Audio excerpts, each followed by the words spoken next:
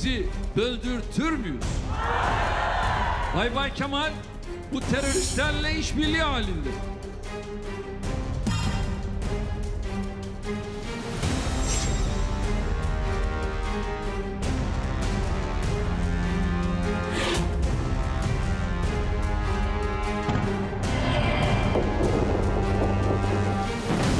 Biden Erdoğan'ı düşürmemiz lazım diye talimatı verdi, bunu ben biliyorum.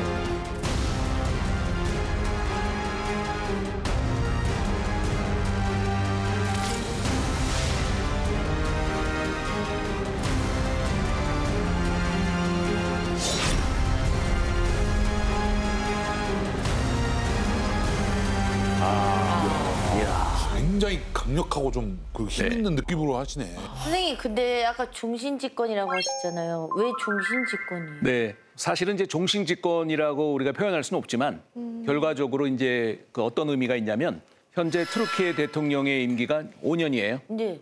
그런데 2017년도에 개정된 헌법에 따르면요, 대통령의 두 번째 임기 중에 거의 끝나갈 무렵에 국회가 선거를 갱신하기로 결정을 하기만 하면 대통령은 한 번 더 출마할 수가 있어요.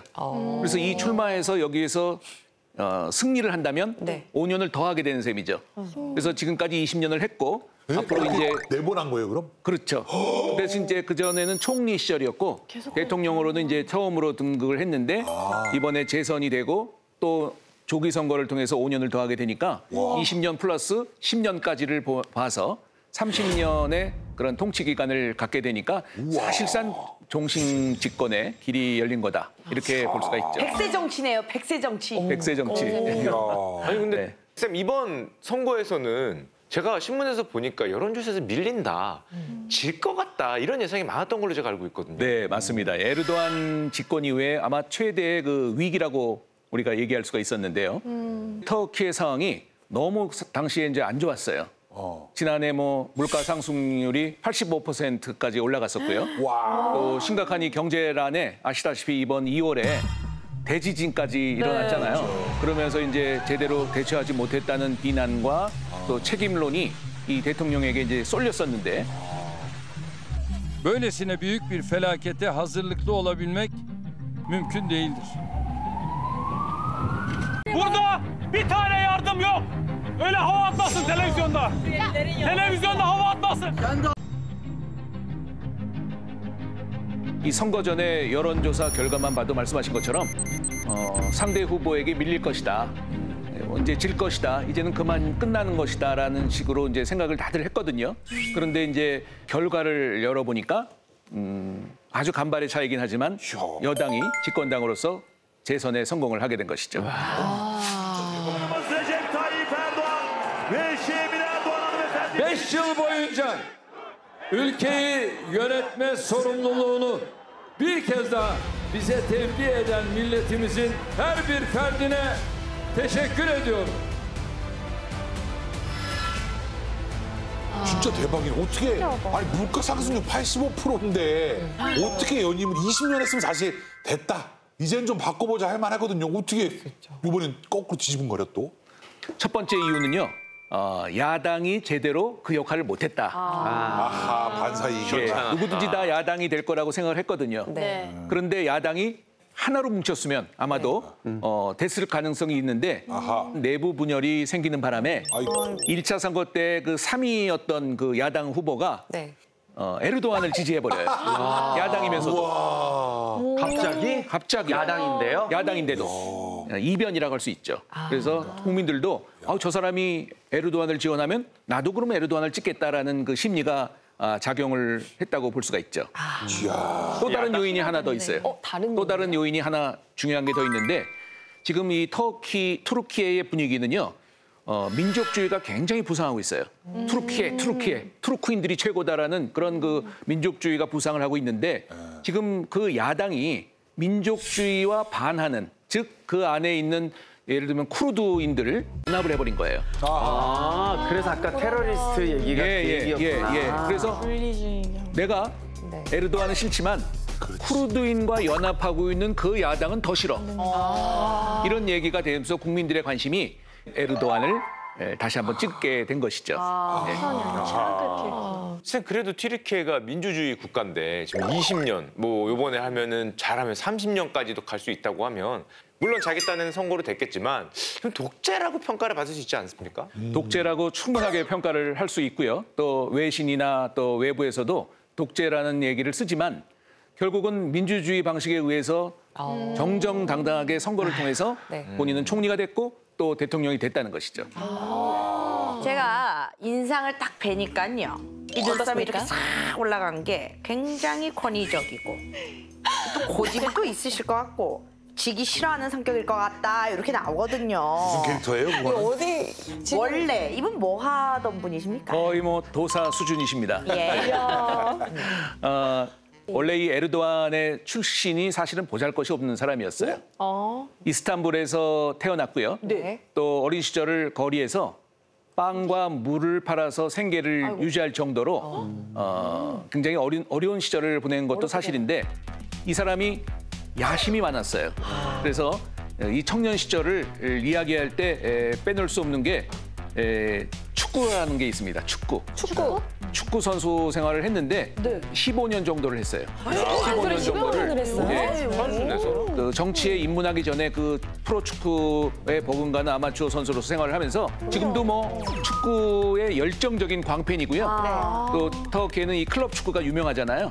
프로축구팀의 한 팀인 페네르바흐체라는 팀이 있어요. 김민재 선수 뛰었던 것 예. 그 페네르바흐체 팀을 응원하는 아주 광팬 중에 한 사람이기 때문에 페네르바흐체가 가지고 있는 그 컬러가 그 곤색과 노란색이에요. 그러면 아주 떳떳하게 본인이 넥타이에 그거를 입고 갈 정도로 그리고 그거 차림을 하고 유세를 하면 모든 페네르바흐체 지지자들은 무조건 이 에르도안을 지원한다. 이런 그 포퓰리즘이 아주 강한 그런 그 에르도안이라고 평가할 수도 있습니다. 근데 축구 선수를 하다가 어떻게 갑자기 정치인이 된 거예요? 이 청년 에르도안이 이 축구 말고 관심이 있었던 게 바로 정치였습니다. 극과 극을 좋아하네요. 약간 관계 없는 것 같은데. 이미 10대 후반부터 정당 활동을 시작했죠. 대학에서는 경영학을 공부했고요. 또 일찍이 이슬람 보수 정당인 복지당이라고 하는 그 당으로 들어가서 젊은 청년 지도자로서 정치 경력을 쌓기 시작했습니다. 꾸준히 이제 자기의 인지도를 쌓아가면서 드디어 84년에 30살의 나이로 우리나라로 보면은 이제 이스탄불의 한 구청장을 역임을 하게 됐고요. 94년도에 40살밖에 안 됐는데 이 젊은 나이에 이스탄불의 시장으로 당선이 됩니다. 수도에. Kimse zaten bir genel başkanlık deneyimiyle doğmuyor. Kimse anasından doğduğu zaman başbakanlık deneyimiyle doğmuyor. Bunları olaylar, hadiseler buralara getiriyor ve ondan sonra da kabiliyeti ortaya çıkıyor. Başarılı olan alıyor götürüyor işi zaten. Başarısız olan da ne yapıyor? Sefil olup Sefiller romanının bir aktör oluyor. Bu kadar basit. 그러면서 첫 총리, 처음으로 이제 총리가 되었는데 그 당선이 어부질이다. 어부질이었다. 이렇게 상대가 잘못된 거예요? 말씀을 드릴 수가 있습니다. 왜냐하면 그동안 이 에르도안이라는 그 사람이 총리로 처음 나오기 전까지 터키의 경제가 아주 그냥 형편이 없었어요. 그러니까 어느 후보가 나와도 이제 찍을 후보가 없다. 새로운 후보를 오히려 좀 찾아내라. 이런 그 국민적인 이 여론이 아주 들끓고 있었을 때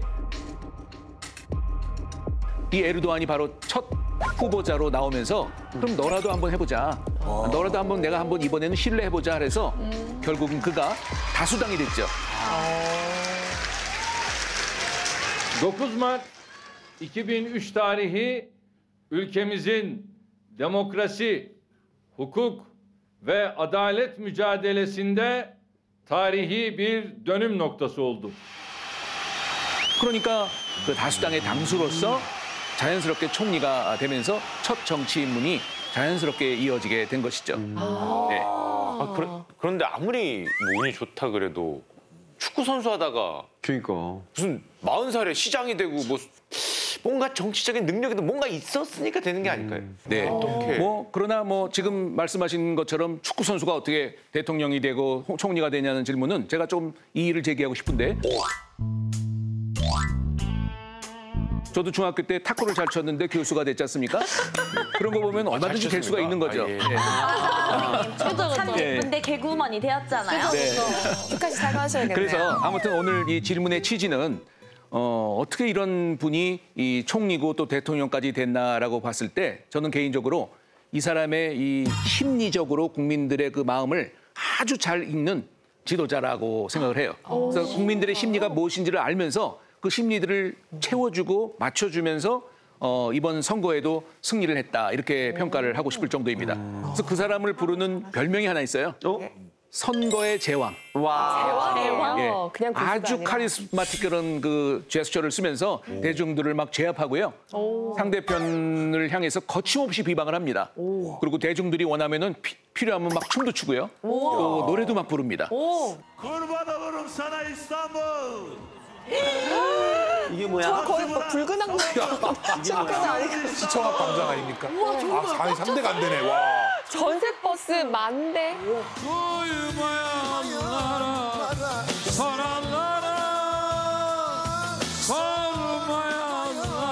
약간 트로트 부르시고. 박자가 안 맞는 것 같은데.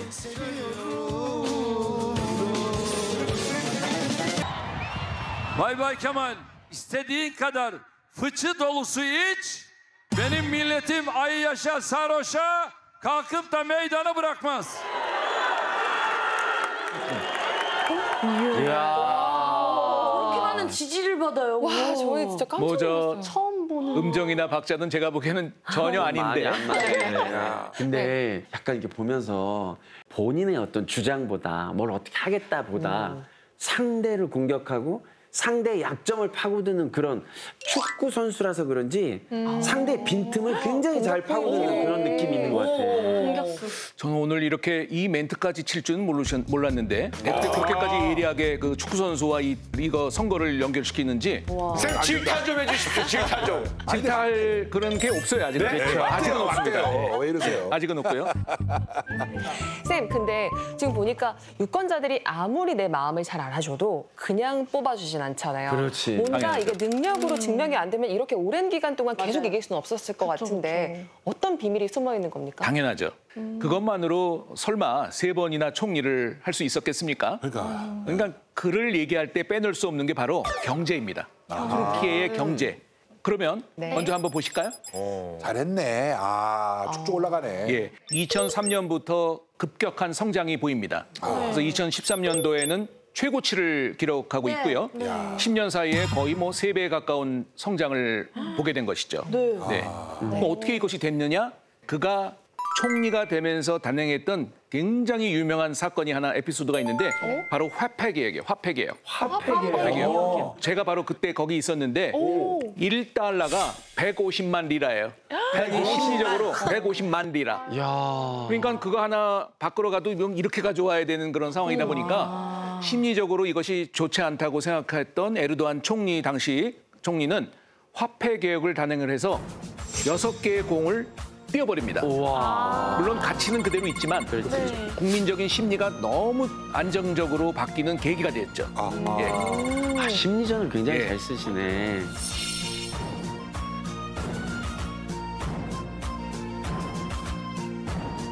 두 번째로 터키라고 하는 투르키예라고 하는 나라가 우리나라의 지금 8배 정도의 넓이에요. 굉장히 넓은 이 영토를 가지고 있는데 동부 지역이 상대적으로 좀 개발이 안 돼 있었는데 이 에르도안 총리 시절부터 동부 지역 개발을 시작합니다. 왜 동부 지역이 개발이 안 됐냐면 사실은 쿠르드 반군의 그 본거지예요. 그러다 보니까 거기를 개발시키면 이 사람들이 결국 그 기간 산업을 활용해서 또 다시 게릴라 활동을 할 것이다라는 우려 때문에 상대적으로 이제 개발을 안 했고요. 그런데 에르도안은 상대적으로 낙후되어 있던 이 지역에 상당히 그 개발에 집중하면서 오늘날 세계적인 곡창지대로 이 지역을 만들어버려요. 마지막 3번째가 더 있습니다. 뭐죠? 민간 유치를 상당히 많이 했어요.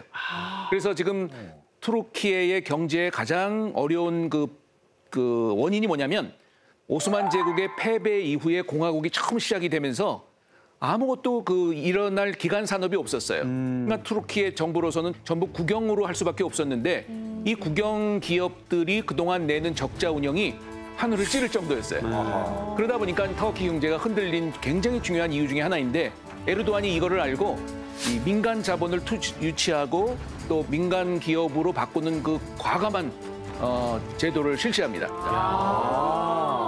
이런 식으로 경제를 잡으면서 국민들에게 상당히 인기를 끌기 시작했죠. 먹고 사는 게 중요하니까. 사실은 아까 보니까 2003년부터 막 가파르게 경기가 올라가잖아요, 경제가. 돌이켜보면 2002년이 월드컵이었어요. 맞습니다. 예. 근데 터키가, 그때 터키였죠? 네네. 터키라는 이름으로 3위를 했었거든요. 맞습니다. 우리랑 같이 4강. 우리는 4위였고. 그러니까 이게 9군이라는 게 이게 축구하고도 되게 좀 이게 평행선이 이게 올라가요. 축구 선수 출신이지 않습니까? 이건 입증된 얘기인지 모르겠습니다. 개인적인 얘기지만. 강하게 개인의 질타 생각일 수 부탁드리겠습니다. 아닙니다. 축구 선수가 참 경제 문제 좋은 얘기고. 확 올라가는 거잖아요. 저도 옛날 생각이 하나 났는데 네. 제가 이 에르도안이 총리 시절에 네. 그분을 만난 적이 있습니다. 언제요? 예, 예. 저희 이런 분을 모셨습니다, 여러분. 젊으셨네요. 예. 이 사진은 바로 2004년도에 에르도안 총리가 현대자동차의 울산 이 공장을 방문했을 때 같이 제가 동행을 하면서 통역을 했는데 옆에 계신 분이 이제 아시다시피 정몽구 전 회장이십니다. 네. 현대자동차. 근데 쌤 사진 보니까 생각보다 엄청 가까이 계시는데 네. 가까이서 본 에르도안 대통령은 어떤 느낌이었어요? 제가 바라본 에르도안은 사업가적인 면모가 굉장히 뛰어나다. 왜냐하면 그때도 자기 나라의 현대자동차를 유치하기 위해서 이 정몽구 전 회장을 설득을 하는데 아 이분 보통 분이 아니구나 그런 생각을 했죠. 또 하나 재미있는 거는 이분이 자동차 매니아예요. 자동차 광이에요. 그래서 당시 최고로 이 멋진 차가 그 당시만 해도 에쿠스 리무진이었는데 그 당시 울산 공장 그 로비에 이제 전시가 되고 있는데 에르도안 총리가 갑자기 이제 관심을 갖는 거예요. 그래서 그걸 타보고 싶다고 적극적으로 얘기를 하니까 정몽구 전 회장께서 그럼 타라고.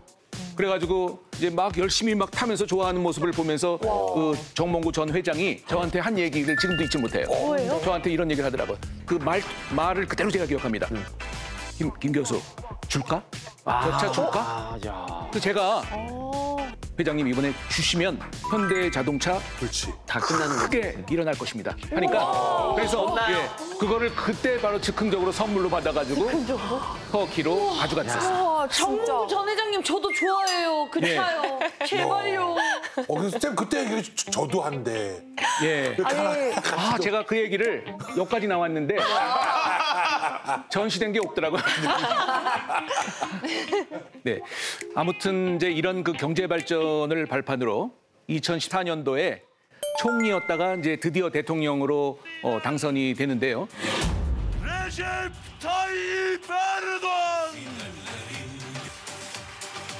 Siz Büyük Türkiye idealine, Büyük Türkiye hedeflerine sahip çıktınız. Siz en başta kendi iradenize, kendi geleceğinize, siyasete, partinize, başbakanınıza sahip çıktınız. 이때부터 바로 에르도안 이 투르키예 대통령이 국제사회의 주목을 받기 시작합니다. 그러던 중에 아주 파격적인 행보를 보이기 시작하죠. 파격적인? 그 첫 번째가 바로 반세속주의 정책을 시행해버릴 거예요. 반세속 대통령이 된 후에. 여러분 반세속주의가 뭔지 아십니까? 모르겠어요. 당연히 세속주의에 반대되는 얘기이긴 하죠. 그렇죠. 그러니까 세속주의라고 하는 얘기가 뭐냐면 아주 간단합니다. 이 종교가 절대로 정치에 개입해서는 안 된다는 거예요. 아무리 이슬람 국가고 99%가 무슬림들로 이루어진 나라긴 하지만 그 이슬람이 절대로 정치에 관여해서는 안 되고 또 개입돼서도 안 된다. 근데 세속주의다 하면 바로 이 인물을 빼놔서는 설명이 안 될 인물이 하나 있습니다. 투르키예를 바로 건국한 무스타파 케말 아타투르크. 아타투르크. 예, 이 아타투르크란 뜻이 국부, 투르키예의 아버지란 뜻이에요. 이 아타투르크는 원래 오스만 제국의 마지막 장군 출신이었어요. 장군 같아요. 그러니까 그동안 그 아타투르크가 장군으로 있으면서 야, 이 이슬람이 오스만 제국 내에서 결국은 망쳤구나라는 생각을 하게 돼요. 그러다 보니까 나는 이제는 이 종교라는 거를 개입시키지 않은 상태에서 서구 세속주의를 밀고 가겠다라는 아주 다짐에 다짐을 하게 돼요. 그래서 그가 결국은 세계 1차 대전에 이제 오스만 제국이 멸망을 하면서 공화국이 탄생이 되잖아요. 그 공화국의 초기의 대통령으로 이제 취임을 하게 되면서 그가 헌법에 투르키예는 끝까지 세속주의로 가야 된다. 절대로 이것을 바꿔서도 안 된다라고 못을 박아놨어요, 헌법에. 또 이 아타투르크가 세속주의를 계속적으로 이 지탱해 나가기 위해서 대표적으로 그 나라 전체에 금지한 가장 뚜렷한 한 시행령이 하나 있습니다. 금지시켰어요. 못하게 했어요? 예. 네, 바로 공공기관, 그다음에 국공립 교육기관에서 여성의 히잡이 금지된 거예요.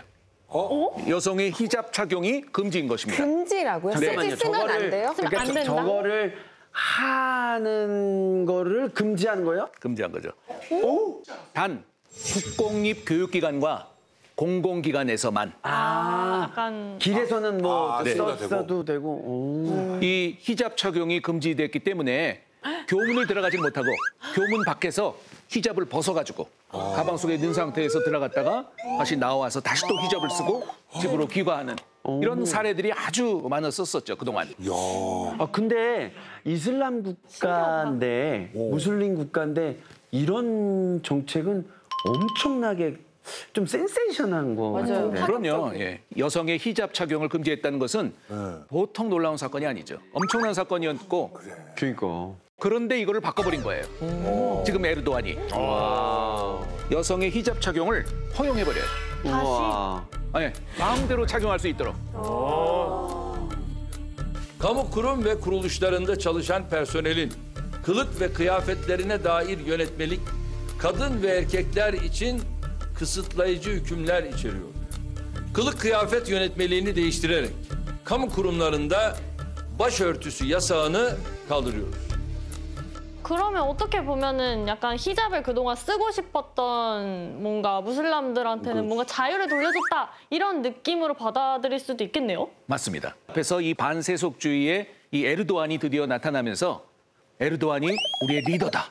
야, 드디어 우리에게 해방을 주었다. 우리에게 자유를 주었다. 이런 그 식으로 생각하면서 무슬림 중도 보수층이 전부 에르도안으로 몰리게 된 거예요. 그래서 오늘날까지도 아마 에르도안의 가장 탄탄한 콘크리트 지지층은 바로 이 무슬림 중도 보수층이다. 이렇게 말씀드릴 수가 있습니다. 예. 그런데 이 에르도안의 파격 행보는 여기서 끝이 아닙니다. 또 있어요. 안으로는 반세속주의를 외치는 한편 밖으로는 새로운 외교 노선을 피기 시작했죠.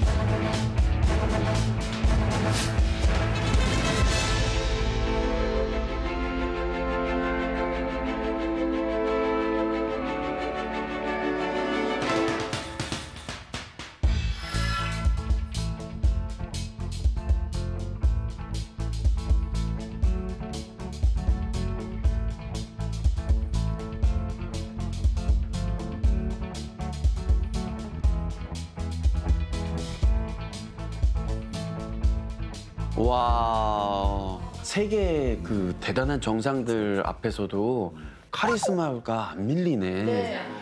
체격도 아주 키도 예, 크고, 키도 크고. 굉장히 좋아요. 한 184 정도 돼요, 키가. 민상 선배랑 비슷하네요. 훨씬 제가 무겁습니다. 우선 그 투르키예의 지도를 한번 같이 보면서 계속하도록 하겠습니다. 네. 네.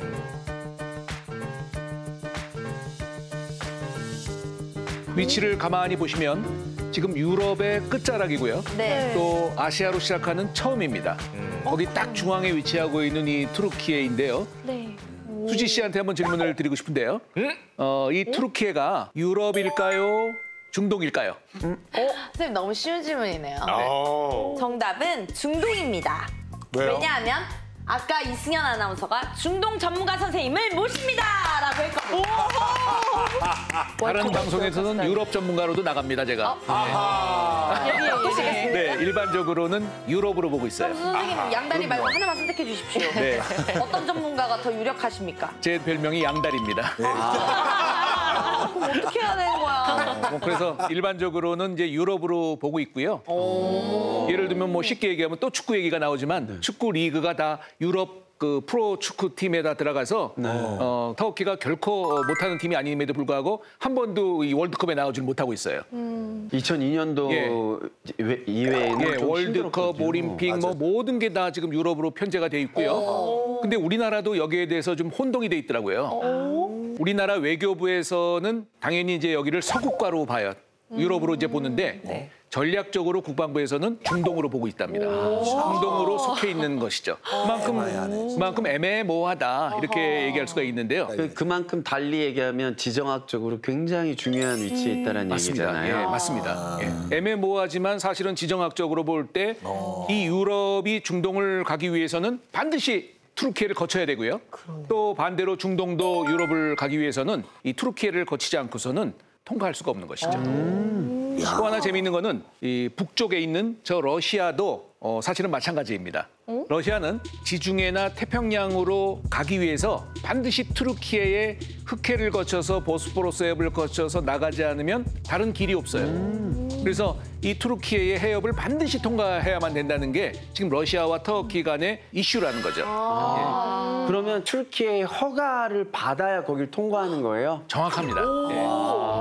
그래서 러시아는 투르키예한테 잘 보여야 되고 또 투르키예도 러시아의 이런 점들을 활용해서 실리를 취하려고 하는 움직임이 국가 간에 있는 거죠. 그런데 이 구도에서 투르키예가 아주 묘한 태도를 보이고 있다는 것이죠. 투르키예는 나토 회원국이죠. 북대서양 조약기구라고 잘 알려져 있는 이 나토에 대한 얘기를 좀 드리고 싶은데요.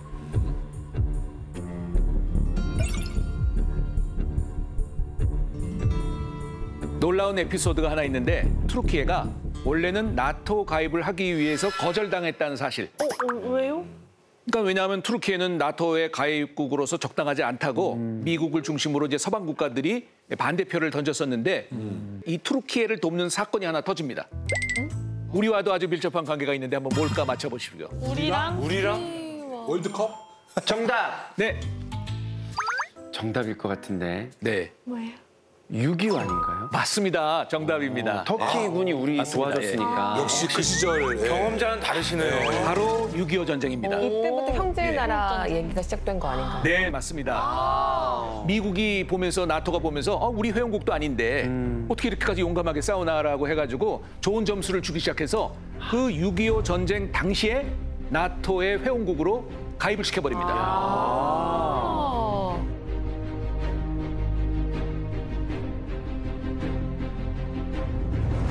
수많은 사람 젊은이들이 우리나라를 위해서 피를 흘렸는데 그 덕분에 투르키예의 국방과 안보가 탄탄한 기회가 돼버린 거죠. 아, 좋은 선택하신 거네. 역사적인 전환점이 됐네요.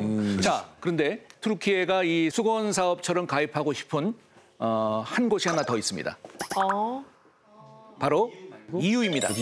왜냐하면 지금 이 중동과 이 아시아 쪽에 자신들의 경제를 일으킬 만한 나라가 없다는 거예요. 결국은 이 자기의 어려운 경제를 일으킬 만한 나라는 바로 유럽연합밖에 없다. 유럽연합에 우리는 가입해야 된다. 이것이 국가적인 대지상 과제입니다.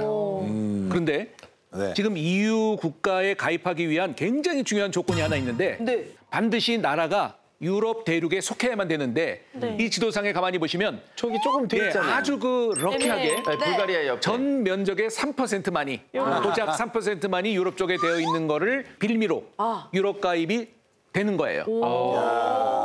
3%지만 저쪽에 이스탄불이 있으면 사실은 경제, 사회의 중심이잖아요, 문화의.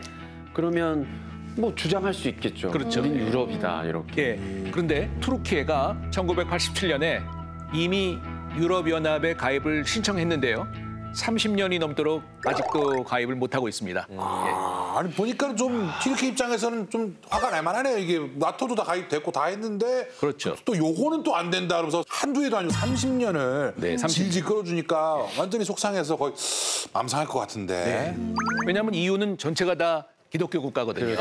그러다 보니까 이제 투르키예가 EU에 가입하게 되면 결국은 다 무슬림화되고 이슬람화될 것이 아니냐라는 우려가 가장 강한 것이라고 볼 수가 있고. 그러네. 또 하나 이유가 있는데 심리적인 부분인데 과거 600여 년 동안 오스만 제국 내에 있을 때 유럽이 죽어 살았어요. 오스만 제국 때문에. 그래가지고 뭐 어린아이를 잠재울 때 오스만 제국 병사 온다 그러면 어린애가 무서워가지고 울음을 굳혔을 정도라고 그래요. 공포의 대상이었다는 거죠. 그러니까 거기에 대한 심리적인 불안함이 있는 거예요. 두 번째 이유가 바로 그리스, 스페인 같은 이 농업이 중심이 된 나라들이 시장을 잃어버릴 가능성이 많습니다. 아, 경쟁을 하는구나. 예. 왜냐하면 투르키예는 세계적인 농업 국가예요. 그러니까 이 많은 농업 생산량을 EU 가입이 됐을 때 다 시장에 팔게 될 것이며 들어오는구나. 그리스나 스페인이나 망할 수 있다는 거예요. 그러니까 저 투르키예가 들어오면 안 된다는 거예요. 근데 이렇게 EU에서 만약 안 껴주고 그러면 아이 뭐 내가 뭐 그쪽 안 가, 그쪽 안 가. 차라리 그 반대쪽에 있는 뭐 러시아하고 더 친하게 지내지, 중국하고 친하게 지내지. 이런 식으로 오히려 반대쪽으로 갈 수 있지 않나요? 네, 아주 일리가 있는 말씀이신 것 같은데요. 사실 역대 통치자들을 통해서 투르키예의 이 지도자들이 EU 가입을 위해서 노력을 많이 했잖아요, 사실은. 근데 사실 이 에르도안은 가장 노력을 많이 한 대통령이에요, 사실은. 그런데도 가입이 지금 안 된 거잖아요, 20년 동안이나. 그래서 사실은 기분이 굉장히 안 좋은 상태고요. 또 그런 가운데 결정적인 사건이 하나 발생합니다. 바로 2010년대에 초반부터 이제 유럽 경제가 위기로 들어가요. 그래서 그 유럽 위기를 보통 피그스 사태라고 합니다. 피그스, 앞자를 따가지고 포르투갈의 P, 이탈리아의 I, 그리스의 G. 예, 그래서 이 피그스 사태, 또 S까지 하면 스페인까지 되는 거죠. 이 네 나라가 관광이나 농업 국가로서 몰락해 가는 것을 투르키예가 보게 됩니다. 네. 그러면서 EU 국가인데도 불구하고 저렇게 정말 어려운 모습을 보면서 우리가 굳이 가입할 필요가 있겠느냐. 저렇게 저 사람들도 어려운데. 불만이 좀 그렇게 많지 않고. 그래서 이 방향이 유럽연합에서 방향이 바뀌는데 그것이 바로 경제적인 실리를 위해서 중동과 중앙아시아와 또 유럽에 반대되는 나라들과 실리를 위해서 손을 잡는 제스처를 보입니다. 그러던 중에 본격적으로 노선을 변경하는 사태가 발생하는데 바로 큰 사건이죠. 시리아 내전이에요. 시리아 내전. 2011년도에 독재자인 아사드 정권에 대한 반정부 시위로 촉발이 됩니다. 여기에 국제사회가 개입을 하게 되죠. 그래서 반군을 지원하는 미국과 정부군을 지원하는 러시아와의 대리전으로 번지게 되죠. 왜냐하면 미국이 아사드 정권의 탄압을 받는 시민들을 보호해야 되잖아요. 반면에 러시아는 무기 판매 통로가 시리아예요. 그러니까 시리아의 아사드 정권이 무너지면 어떻게 돼요? 러시아는 큰 타격을 입게 되는 거예요. 그래서 반군을 지원하는 미국과 정부군을 또 지원하는 러시아와의 이 대리전으로 번지게 되죠. 근데 문제는 쿠르드 반군이라고 해가지고 미국이 그동안 쿠르드인들을 인도적인 차원에서 지원을 했거든요. 근데 아까 투르키예는 쿠르드 반군들을 원수처럼 여긴다고 말씀을 드렸잖아요. 그러니까 이런 미국의 행동은 용인할 수가 없었던 것이죠. 반면에 러시아는 아사드 정부군 편에서 미국이 지원하는 반군들을 격퇴하고 있으니까 오히려 러시아가 투르키예의 이해관계와 일치하게 된 거죠. 그럼 쌤, 튀르키예는 막 유럽을 좀 지향을 하고 그쪽과 뭔가 가까워지려고 했는데 에르도안 대통령이 러시아 쪽으로 조금 움직여보자라고 해서 지금 방향성이 바뀌게 된 거네요? 맞습니다. 대표적으로는 2016년도에 이 러시아와 투르키예가 손을 잡고 무기를 구입을 하게 됩니다. 러시아판 사드를 S-400이라고 부르는데 이 S-400 방공 미사일을 구입을 합니다. 그리고 또 미국으로부터 경제 제재를 당연히 받게 되는데 에르도안이 얼마나 배심이 강한지 아랑곳하지 않고 계속 러시아와 지금 손을 잡고 있는 단계라는 거죠. 뿐만 아니라 또 러시아는 천연 자원이 많은 나라잖아요. 그러다 보니까 이 그 나라로부터 계속적으로 지원을 받을 약속까지 하면서 튀르키예가 약간의 외도를 지금 하고 있다 이렇게 볼 수가 있습니다. 예. 그러나 제가 개인적으로 보는 입장에서는 이 에르도안이 고도의 그 외교 전략을 쓰고 있다라고 생각하지 러시아랑 정말 손을 잡고 미국을 배척할 만한 상황이 아닙니다. 왜냐하면 오스만 제국 때부터 지금 튀르키예까지 이 13번의 전쟁을 치렀는데 다 전쟁이 러시아 통해서 이 원수로서의 전쟁이었지 한 번도 우방인 적이 없어요, 러시아는.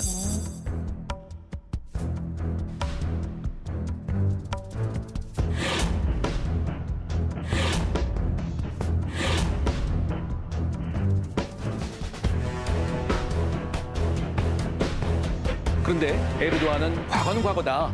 실리가 더 중요하다. 이렇게 철저한 실리 외교로서 현재 러시아와 손을 잡고 있는 거죠.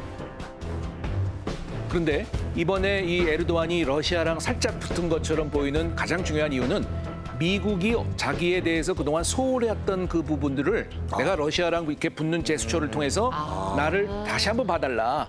이런 그 아주 강한 제스처가 있다고 봐야 됩니다. 실질적으로 지금 푸틴 대통령과 막 친구를 하고 악수를 하고 이러다 보니까 지금 바이든 대통령이 굉장히 긴장한 상태예요. 그러므로 미국을 견제한 그 아주 실리 추구를 위한 실리 외교의 대가다. 이렇게 저는 에르도안을 평가하고 싶어요. 제가 그렇게 쌤 말씀 듣고 보니까 그 에르도안 대통령의 표정이 뭐 그렇게 막 사랑하는 사람을 보는 표정은 또 아닌 것 같긴 해요. 네. 어쩔 수 없이 잡고 있다는 표정이 약간 있네. 전략적 동반. 사랑 시리즈 2. 예, 오빠 보고 있지? 뭐 이런 약간 느낌. 저는 그렇게까지 본 적이 없었는데 굉장히 예리하신 것 같아요. 네. 이런 와중에 또 한 사건이 터졌죠. 바로 우크라이나와 러시아의 전쟁입니다. 이 와중에 터진 이 전쟁 통해서 과연 모든 서방과 나토까지도 우크라이나 편을 드는 입장에서 유일하게 나토 회원국인 튀르키예가 중립의 입장에 지금 서고 있다는 거예요. 이러지도 않고 저러지도 않는 입장에서 지금 이 서방의 러시아 제재에 참여하지 않고 있다는 거죠. 이것도 굉장한 파격적인 행보 아니겠어요? 이 에르도안은 나토와 척을 질 필요는 없지만 그렇다고 해서 자국의 이익인 러시아를 등질 이유도 없다. 이게 이제 이 에르도안의 입장이고요. 예.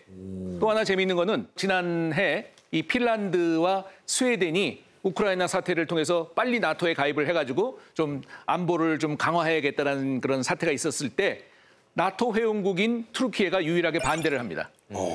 가입하지 않겠다고 하니까 미국이 깜짝 놀라서 너 왜 그러냐? 왜 가입 안 하느냐? 나도 좀 받을 게 있어야지 가입을 하지 해서 드디어 어떤 얘기를 약속을 듣냐면 스웨덴이 그동안 쿠르드인들을 인도적인 차원에서 지원을 했거든요. 근데 튀르키예에서는 그것이 늘 불만이었어요. İsveç'te en son yapılanlar ve 30 tane teröristi istedik. Vermeyiz dediler. Siz teröristleri bize vermeyeceksiniz. Ama bizden kalkıp NATO üyeliğini isteyeceksiniz. 사실은 찬성을 할 수 있었는데 여기에서 바로 에르도안의 고도의 외교술이 나오는 거예요. 뭐죠?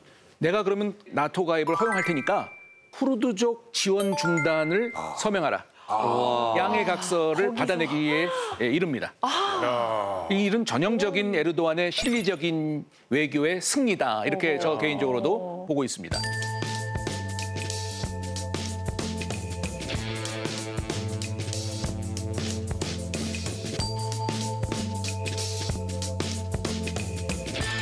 자, 그렇다면 앞으로 짧게 5년, 또 아까도 말씀드린 것처럼 길게는 10년까지를 튀르키예를 이제 통치할 에르도안이잖아요. 네. 현재와 같은 노선을 계속 과연 고수할 것인가? 아니면 또 이 고수한 것이 성공할 수 있을 것인가? 우리가 주목해 볼 필요가 있습니다.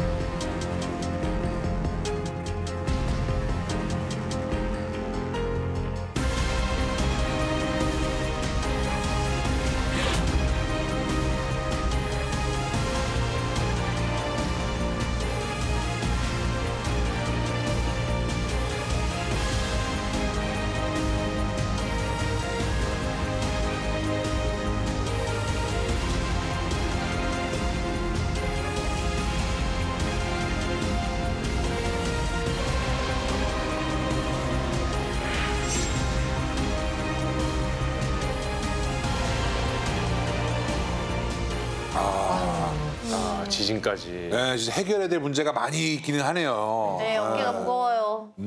쌤 그리고 에르도안 대통령이 이렇게 어떻게 보면 균형외교, 어떻게 보면 양쪽의 밀당외교를 하는데 좋은 말로 하면 밀당외교도 이 유럽이나 미국 입장에서 보면 야 이거 너무 얘 튀는 거 아니야? 요즘 어떻게 해결해야 되지 않을까? 요런 스탠스로 갈 수도 있지 않을까요? 맞습니다. 우선 이 미국은 사실상 이제 나토의 수장이잖아요. 하지만 그렇다고 해서 트루키에를 내칠 수는 없지 않습니까? 왜냐하면 러시아와 더 밀착되는 것을 막기 위해서라도 뭐든지 해야 될 지금 상황이에요. 또 유럽도 트루키에가 굉장히 중요한 나라입니다. 트루키에 없는 이 유럽은 오히려 큰 손해라고 보는 것이죠. 왜냐하면 자신들에게 와야 되는데 지금 트루키에 머물러 있는 수많은 난민들이 있어요. 수많은 난민. 거의 1,000만에 가까운 난민이 현재 트루키에 머물러 있습니다. 그래서 이 난민들의 수가 사실은 결정적으로 터키 경제에 치명적인 영향을 주게 된 것이죠.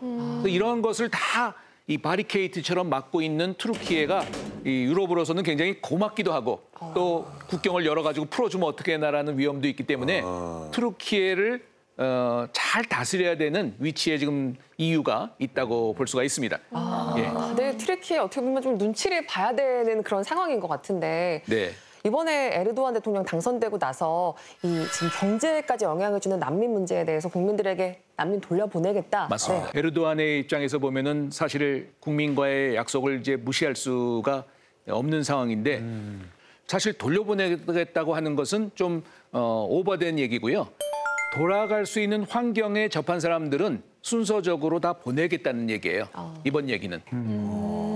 그러면 쌤 혹시 터키가 지금 보면 나토 쪽도 뭐 가입 뭐 시키냐 안 시키냐 들었다 놨다 할 수 있고 러시아랑도 뭐 아까 뭐 그 배 지나가고 이런 것 때문에도 러시아랑도 좀 들었다 놨다 할 수 있고 그러면은 혹시 우크라이나 러시아 전쟁도 좀 이렇게 중재를 좀 한다던가 이럴 거 이러지 마 뭐 이런 거 좀 하고 뭐 그런 거 좀 혹시 가능합니까? 충분히 가능한 얘기고요. 지금도 제가 에르도안에게 직접 그 전화를 통해서 물어보지는 않았지만 아마도 네, 물어보신 줄 알았습니다, 잠시. 에르도안도 그 생각을 하고 있을 것이라 생각되고요.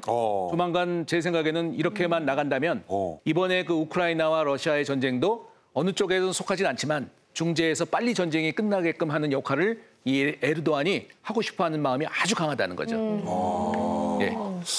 약간 이 밀당 외교 이거를 그냥 아이스크림 외교 같다라는 생각이 드는 게 아이스크림을 터키 아이스크림을 사서 먹으려면 항상 줄려다가 뺏었다가 놀렸다가 못 잡겠지. 사람을 이렇게 막 조바심나게 만들거든요. 국제적으로 스웨덴 못 잡겠지. 러시아 잡아봐자 못 잡겠지. 이러면 큰일 날 것 같은데. 그런데 이 에르도안의 이제 이 모든 행보가 궁극적으로는 이것으로 나가고 있다. 이것이 바로 뭐냐면 범투르크주의입니다. 범투르크주의. 범투르크주의가 뭘까요? 범투르크주의라는 것은 이 투르키에라는 이름이 결국은 투르크라는 이름에서 나왔잖아요. 그래서 한마디로 이 투르크인들이 중심이 돼서 세계를 이끌자. 우리가 리더십이 되자. 투르크인들이여 다 모여라.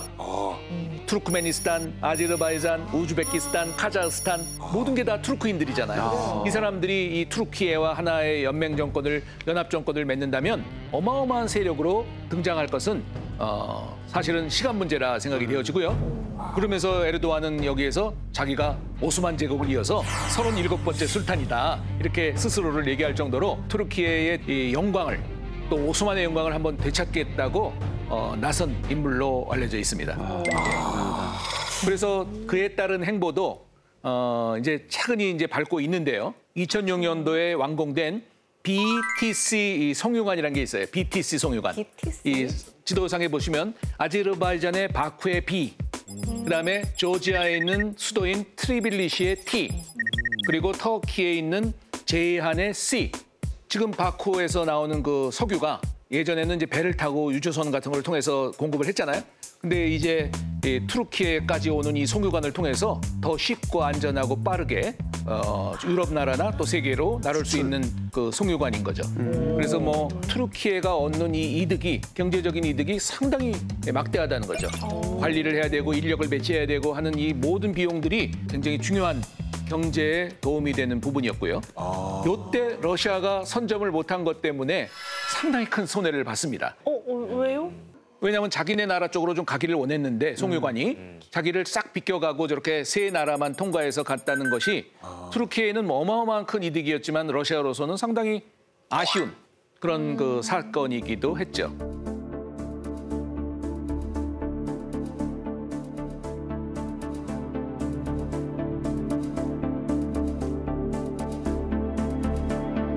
자, 이렇듯 계속적으로 경제 교류를 지금 이어가고 있거든요.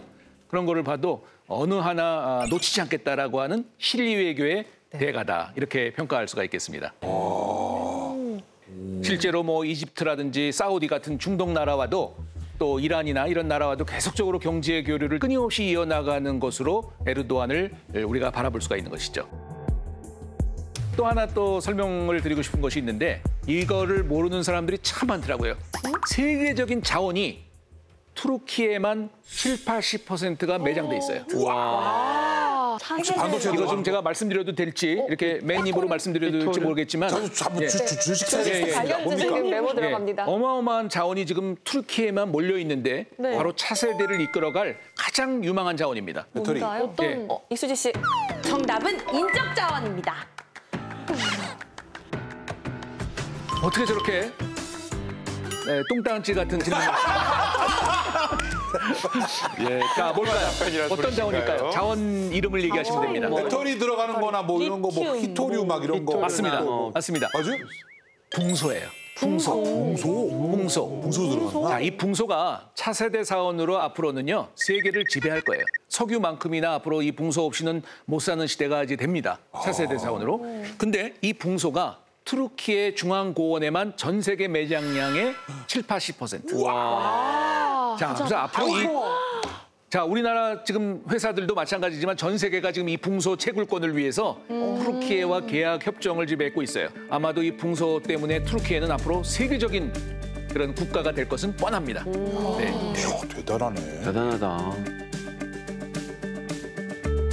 쌤, 범투르크주의 뭐 이런 게 오스만의 영광을 또 해서 막 과거의 영광을 그대로 갖고 오자 내가 술탄이다 이런 모습에서 좋긴 한데 사실 저거를 이루려면은 이 저 튀르키예인들이 다 힘을 모아서 어떤 내부 결속에 대해서 한 번에 치고 나가야 될까 말까한 그 정도의 사이즈로 보이거든요. 그렇습니다. 지금 투르키예 대통령이 민주주의를 통해서 선출됐다고는 이제 우리가 얘기를 하지만 자그마치 30년이라고 하는 이 장기 집권의 리스크는요 분명히 존재하는 거거든요.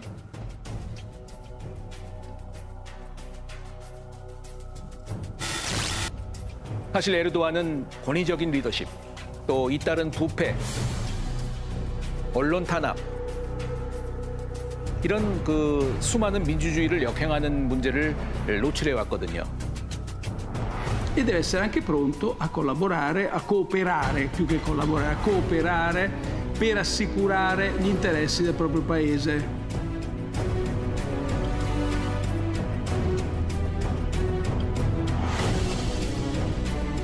그럼에도 에르도안의 강한 대외 노선은 일반 국민들에게 자존심을 세워주는 측면이 있었습니다. 앞으로도 에르도안은 아마도 러시아와 중동 또 중앙아시아를 신경 쓰는 외교 노선으로 이어갈 것은 뻔한 일입니다.